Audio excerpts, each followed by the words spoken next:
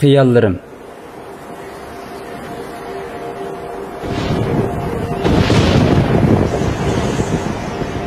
Men har kuni quyosh nuri ostida yashayman. Ammo nimishqa o'zimni qorong'ulikda yashayotgandek his qiladigandim. Yoruqliq bütün etrafni yoritib turibsimi, yanada nimishqa o'zing nimishqa tegishli bo'lgan yo'lni topolmaysan. Arzu armonlarimni aniq bilaman-yu, ammo nimishqa uniga yetolmayman. Ham yetib boqmadim. Nimishqa hamisha baxt ma'lum narsaning badali ostida andin qo'lga keladi. Badal qancha cho'ng bo'lsa, andin uning lazzati shuncha cho'nqir bo'ladi.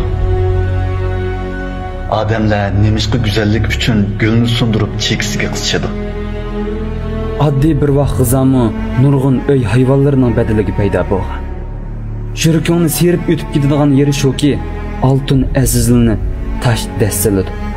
Halbuki ular o'zining nimaga tava bo'lishini azaldan tanlab boqmagan. Sen ko'zini yo'g'on ochsangmi, yanada nurg'un narsalarni tushuntirib berolmaysan. Uning javobi hayotlikmi shundoq davomlashadi degan so'z bilan oxirlashadi.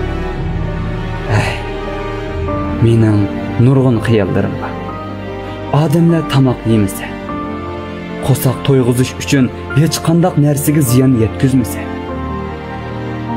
hamma yer yop-yashil bo'lsa, daryolarda suvlar oqib tursa, hatto bir o'simlikka ziyon yetmasa, ata-ona o'lib ketmasa, yaxshi ko'rgan odamingdan ayrilib qolmasan, ularning chehradagi kulgini ko'rib tursan. Hamma narsa bab-barobar bo'lsa, xiyol qilmoq shu qadar go'zal. Lekin